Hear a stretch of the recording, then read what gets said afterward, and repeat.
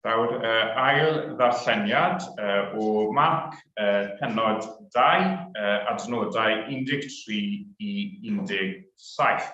Marc pennod 2, adnodau 13 i 17. Aeth allan eto Iesu i lan y môr, ac yr oedd yr holl dyrfa'n dod ato, ac yntau'n i dysgu hwy.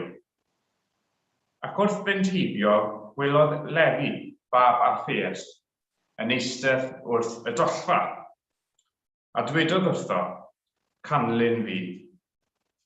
Cododd yntau a chynlynodd ef. Ac yr oedd wrth bryd bwyd yn ei dŷ, ac yr oedd llawer o gasglwyr trethu ac o bechaduriaid yn cydbwyta gyda Iesu a'i ddisgyblion, oherwydd yr oedd llawer ohonynt yn ei ganlyn ef. A phan welodd yr ysgrifenyddion o blith y Pharisïaid i fod yn bwyta gyda'r bechaduriaid a'r casglwyr trethu, dywedasant wrth ei ddisgyblion. Pam y mae ef yn bwyta gyda chasglwyr trethu a bechaduriaid? Clywodd Iesu a dwedodd wrthynt, nid ar y cryfion, ond ar y cleifion y mae angen meddwl. I alw pechaduriaid, nid rhai cyfiawn yr wyf fi wedi dod. Pnawn yma, i ni'n mynd i edrych ar orchymyn Iesu i Matthew fan hyn, neu Lefi. Felly, yr orchymyn oedd i ganlyn fi, i dilyn fi. A i ni darllen bod Matthew yn codi yn syth ac yn dilyn Iesu.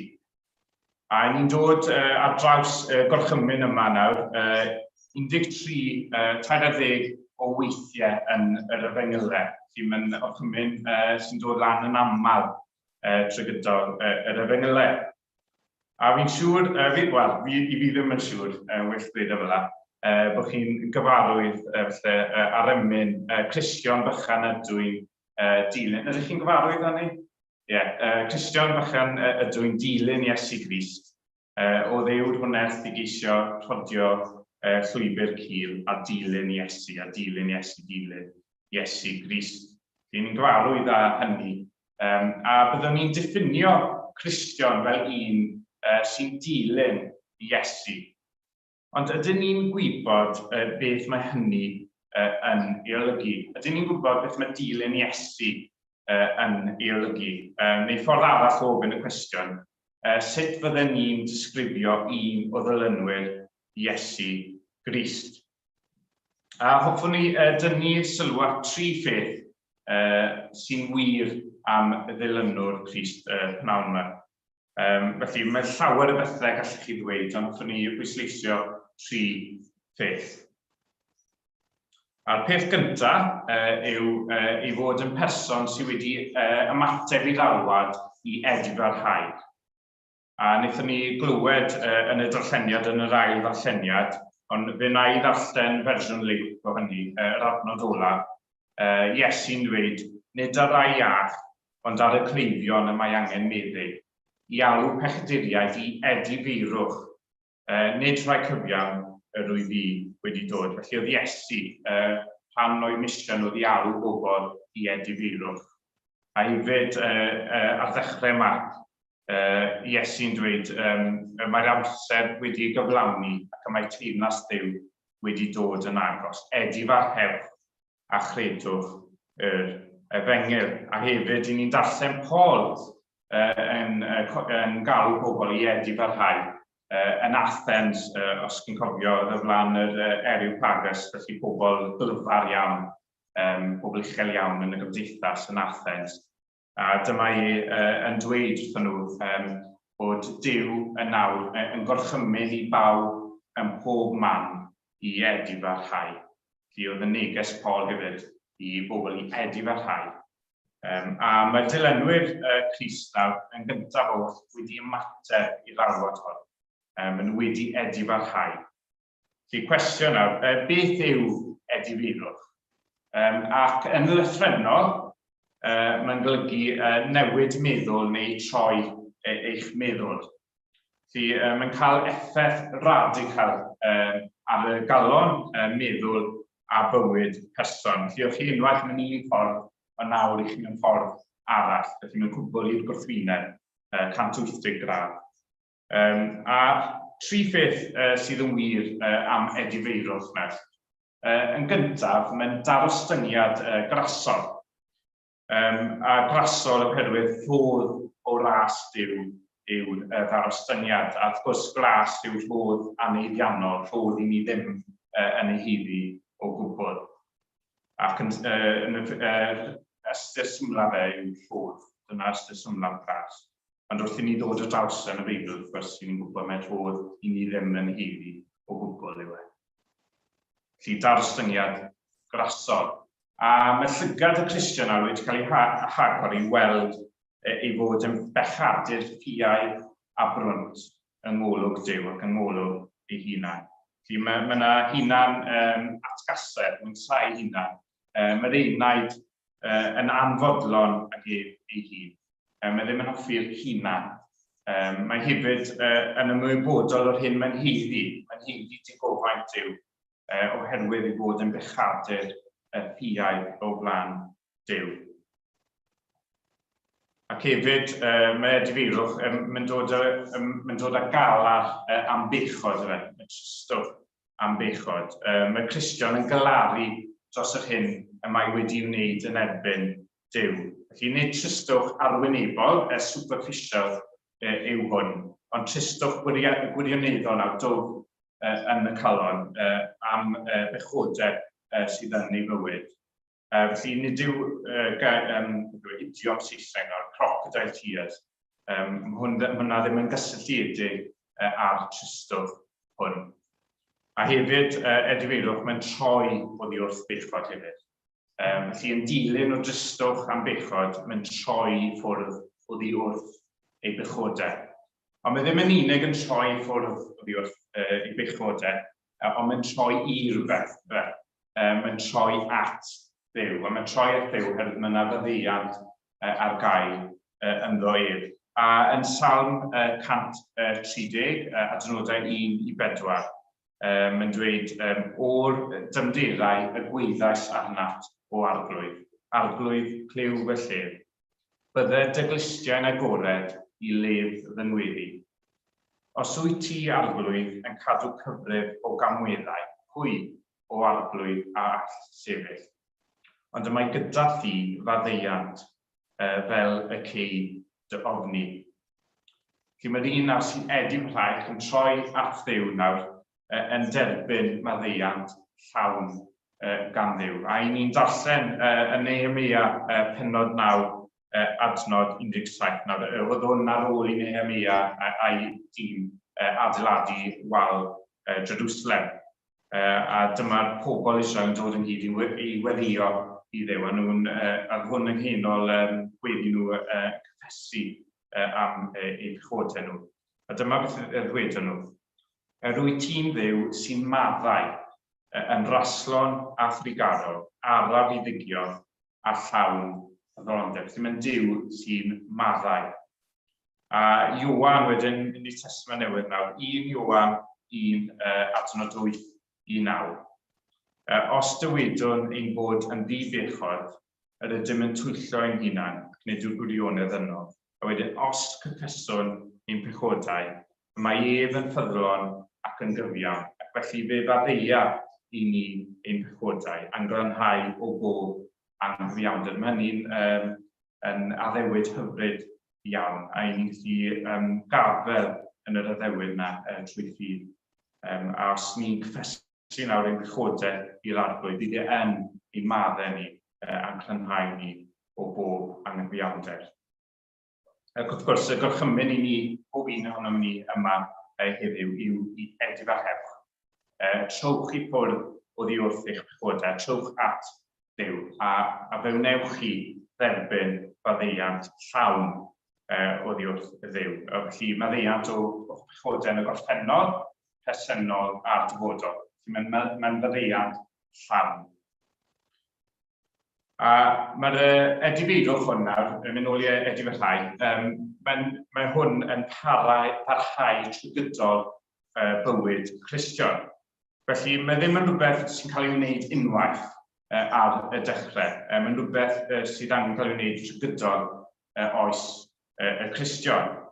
Felly, nid yw edifeidwch cychwynnol, nid yw dim ond ar y cychwyn, ond mae'n rhywbeth mae'n rhaid i wneud trwy gydol eich bywyd.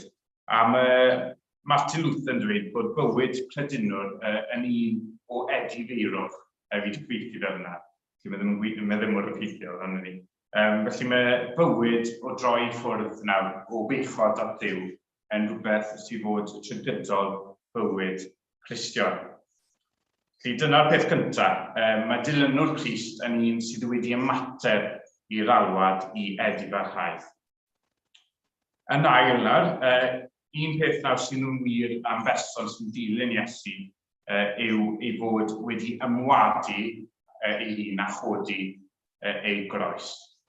I ni'n darllen Matthew pennod 16, adnod 24, Iesu yn dweud wrth ei ddisgyblion, os mynd neb ddod ar fy ôl i, rhaid iddo ymwadu ag ef ei hun a chodi ei groes am canlyn i.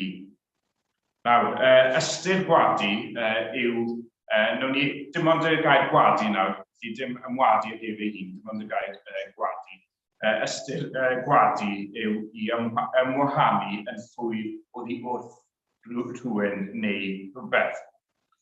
A dyma'r gair nath Iesu ei ddefnyddio i ddisgrifio beth byddai Pedr yn ei wneud pan oedd Iesu yn cael ei gwsynu gan yr archoffeiriaid. Matthew pennod 26, adnod 34. Yn wir, rwy'n dweud wrthyt, y bydd i ti heno cyn i'r geilio ganu fy ngwadu i deir gwaith. A wrth gwrs, dyna beth ddigwyddodd. Chi'n cofio'r hanes, fe oedd Morwyn wedi dod lant o fe yn dweud, chi'n cofio gweld ti gyda Iesu ti'n un o'i ddilynwyr, a dyma Pedr yn gwadu i fe, bod yn un o'i ddilynwyr ef. A wedyn Morwyn arall, yr un beth eto, a wedyn oedd y rhaid yn sefyll o amgylch hefyd. Nath gwadu Iesu trair gwaith. A ni'n darllen wedyn bod y ceiliog wedi canu, a Pedr wedyn yn cofio beth oedd Iesu wedi dweud wrtho ef. Felly oedd wedi gwadu Iesu trair gwaith. Oedd wedi diarddel, disown ei feistr ef o flaen y byd. Nawr, mae dilynwr Iesu Grist bod i ymwadu ag ef ei hun. Felly mynd ôl i'r adnod nawr, rhaid iddo ymwadu ag ef ei hun. Felly ymwadu yn llwyr o'r hunan. Yr hunan mae Iesu'n cyfeirio ato yma yw'r hunan naturiol, pechadurus a gwrthryfelgar. Felly mae hwn nawr yng nghanol pob person sothiedig. Felly dyma'r hen fi, yr hen hunan. A mae Paul yn Effesiaid yn gorchymyn i ni ddileu cadwared o'r hen hunan a gwisgo'r newydd, i ddiosg yr hen ac i wisgo'r newydd. A dyma beth oedd yn dweud yn Effesiaid 4, adnod 22 i 24. Eich dysgwyd eich bod i roi heibio'r hen natur ddynol, i dynnu ffwrdd yr hen natur. Oedd yn perthyn i'ch ymarweddiad gynt ac sy'n cael ei llygru gan pwantau trwythodrus, ac bod i gael eich adnewyddu mewn ysbryd a meddwl a gwisgo amdano ffyrdd, so tynnu ffwrdd ac i roi yno amdanoch y natur ddynol newydd sydd wedi ei chreu ar ddelw Duw, yn y cyfiawnder a sancteiddrwydd sy'n gweddu i'r gwirionedd. Yna mae Paul wedi'n listio pethau mae'n ei troi i ffwrdd ac i roi arno. Felly ni fod i roi ffwrdd celwydd, lladrota, dweud gair drwg sydd ddim yn adeiladol. A mae'n dweud fan hyn, nid oes yr un gair drwg i ddod allan o'ch gennau, dim ond geiriau da. Felly roi ffwrdd geiriau drwg, i roi geiriau da sydd adeiladau yn ôl yr angen. Felly dwy'n bendith i'r sawl sy'n ein clywed. Felly mae dilynwr Crist nawr wedi ymwadu yn llwyr oddi wrth yr hunan ac i byw wedyn i Grist, i roi i wisgo Crist. A mae'n cfesu gyda Paul, y rwyf wedi fy croesolio gyda Crist, a mwyaf nid mae fi sy'n byw, ond Crist sy'n byw yno fi. A bywyd y rwyf yn awr yn ei fyw yn y cnawd, ei fyw trwy ffydd y rwyf, ffydd y mab Duw, yr hwn am caro fi ac ei rhoi ei hun i farw trosodd. Felly mae fod i ymwadu a'i hunan a'r hunan. A wedyn ni'n darllen hefyd, mae hefyd fod i godi ei groes.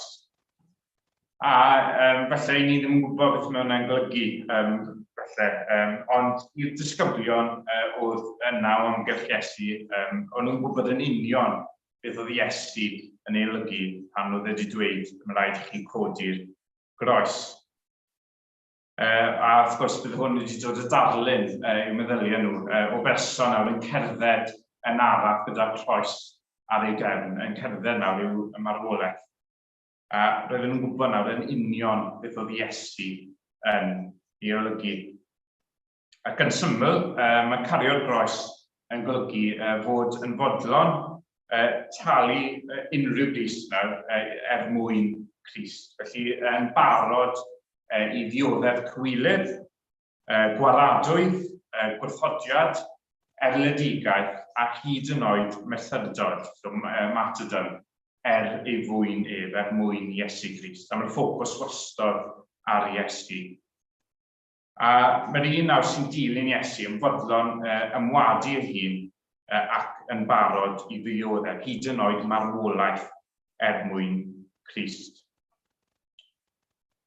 A mae hyn yn rhywbeth dyddiol mae'n rhaid i wneud. Felly, yn Luc penod 9, adnod 23, mae Iesu'n dweud, mae'n ychwanegu un gair, chi'n sylweddoli. Os mynd neb ddod ar fy ôl i, rhaid iddo ymwadu ag ef ei hun, a chodi ei groes bob dydd am canlyn ni. Felly, mae'n rhywbeth dyddiol mae'n rhaid i'r Cristion wneud, codi'r groes. Dyn o lan yn bore wedyn, cofio, mae'n rhaid i codi'r groes. Mae'n rhaid i codi'r groes. Yn barod i farw mwyn Crist. Felly, cwestiwn i chi yma nawr, a ydych chi'n barod i ymwadu a'ch hunan a codi eich groes mwyn Crist? A ydych chi nawr yn barod i gychwyn, fel oedd un person dweud, ar yr ymdraeth farwolaeth mwyn Crist, ac yn Saesneg cyfeithiad oedd death match o Christ sake. A wrth gwrs, dyma'r ymdraeth a gymerodd Iesu, a dyn ni nawr yn fodlon ei chymryd ef. Nawr, dyna'r ail beth, ac yn drydydd, beth sy'n wir am ddilynwr Iesu Grist yw ei fod mewn brwydr ysbrydol. Yng ngweledigaeth Ezekiel, os chi'n cofio, yn Ezekiel penod 37, gath ei gweledigaeth o ddyffryn llawn esgyrn. A mae'r arglwydd yn rhoi gweledigaeth, yr arglwydd sy'n rhoi gweledigaeth hyn. A mae'n gweledigaeth o beth fydd yn digwydd yn dyfodol i Israel. Ac ar ddechrau'r weledigaeth, i ni darllen yr arglwydd yn dangos i Ezekiel deffryn oedd yn llawn esgyrn, a i ni darllen bod yr esgyrn yn sych iawn. A mae'r arglwydd yn gorchymyn i Ezekiel proffwydo i'r esgyrn. A dyma Ezekiel yn ei ddyddhau, mae'n proffwydo i'r esgyrn, a wrth iddo wneud hyn nawr, clywodd sŵn, dau sŵn, a hefyd gynnwrf, ac yna mae'n gweld bod yr esgyrn yn dod ynghyd, asgwrn at asgwrn. Edrychais ac yn rhoi gywynau arnynt, a chnawd hefyd, ac yn rhoi y croen drostynt, ond nid oedd anadl yn dde. Felly dyma Duw yn dweud wrth Ezekiel i brofwydo i'r anadl, a yna ni'n darllen daeth anadl iddynt ac aethant yn fyw, a chodi ar ei traed yn fyddin gref iawn. Ac mae'r weledigaeth hon nawr ar gyfer cenedl Israel, ond mae yna gysgodion clir fan hyn, adarluniau ni o wirioneddau'r efengyl. Felly yr esgyrn sychion yn dod yn fyw trwy gyhoeddiad neges yr arglwydd ac ysbryd yw wrth gwrs yn rhoi anadl iddyn nhw. A mae'n ddarlun i ni o'r Efengyl. Ond hoffwn ni ganolbwyntio ar eiriau olaf y weledigaeth. Daeth anadl iddynt ac aethant y fyw a chodi ar y traed yn fyddin gref iawn. Felly, oedd yr ysgyn wedi dod nôl yn fyw i fod at rhan o fyddin Duw. Ac mae hyn nawr yn wir am bob un Cristion. Mae ef nawr trwy'r gair a'r ysbryd wedi derbyn bywyd ysbrydol oddi wrth Duw, a nawr yn rhan o fyddin Duw. Felly mae pob Cristion yn y frwydr hyn. Nid yw person sy'n farw yn ysbrydol yn y frwydr. Maen nhw'n farw wrth gwrs, a maen nhw ddim hyd yn oed yn ymwybodol o'r brwydr. Ond mae'r Cristion mewn brwydr ysbrydol ac yn ymwybodol, very much aware o hyn. A mae'r brwydr nawr yn erbyn, o'n i'n cyfeirio ato fe bore yma, yn erbyn Satan y byd a'r cnawd. Ac wrth gwrs, maen nhw ddim eisiau i Duw fod yn gyntaf, sy'n cofio bore yma, yn ein bywydau ni. Maen nhw wrthi yn brwydro yn ein herbyn pob dydd. A mae'r Cristion nawr yn y frwydr pob dydd o'i bywyd. Yn union fel oedd Iesu wrth gwrs. A mae Iesu wedi ennill y fuddugoliaeth wrth gwrs i ni, ond mae'r frwydr dal yn parhau pob dydd. Ac mae'r Cristion yn ymwybodol o hyn. I fi wedi ceisio cyfieithu rhywbeth unwaith eto, ni wedi ceisio cyfieithu rhywbeth bore yma o Spurgeon, ond heno o Abraham Cooper. A dyma fe yn sôn am y frwydr ysbrydol yma. Dyma beth oedd e'n dweud. Pe bai llen yn cael ei dynnu nôl a'r byd ysbrydol y tu ôl iddo yn dod i'r golwg, bydd yn amlygu yn dangos i'n golwg ysbrydol, frwydr ysbrydol mor ddwys, mor ffyrnig, fel fe fyddai'r frwydr mwyaf ffyrnig a amladdwyd ar y ddaear mewn cymariaeth yn gêm yn unig, yn rhywbeth fach. Nid yma, ond lan fyna, dyna lle mae'r frwydr go iawn yn digwydd.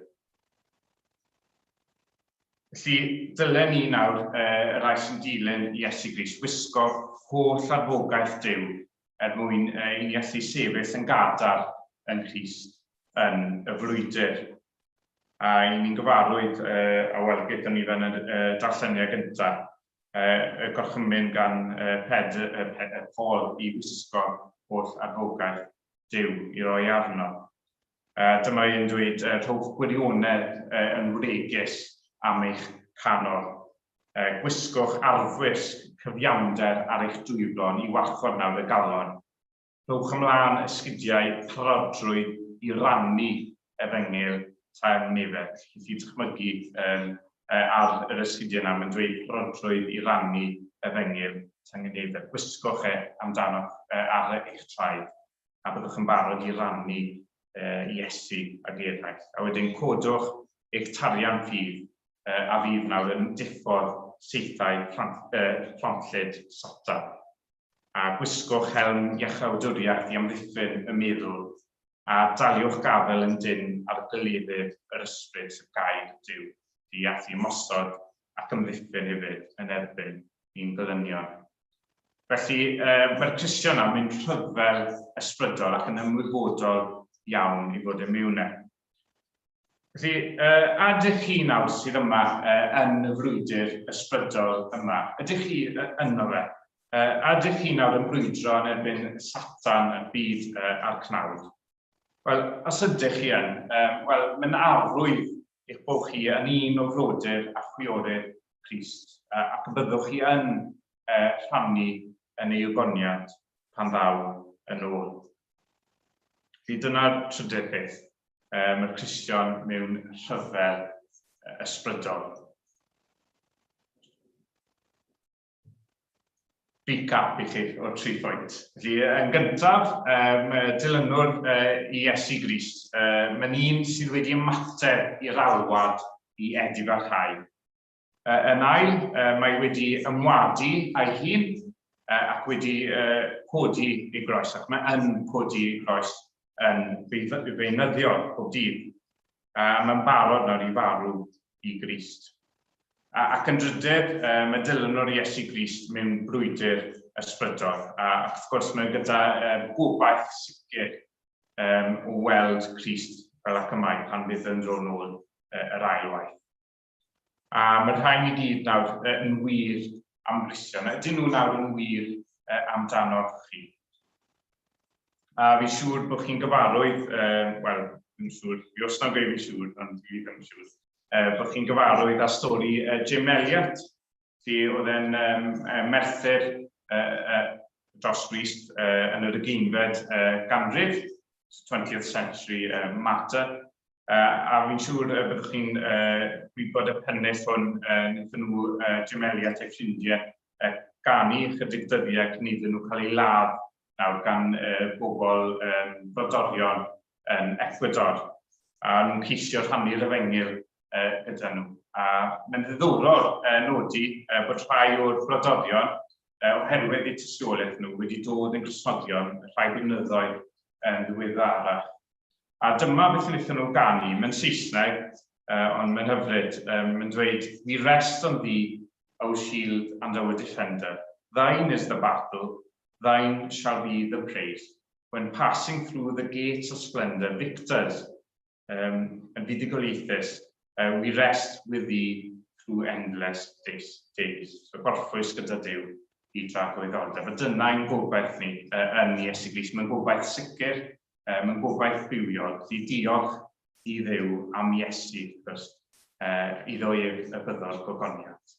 Amen.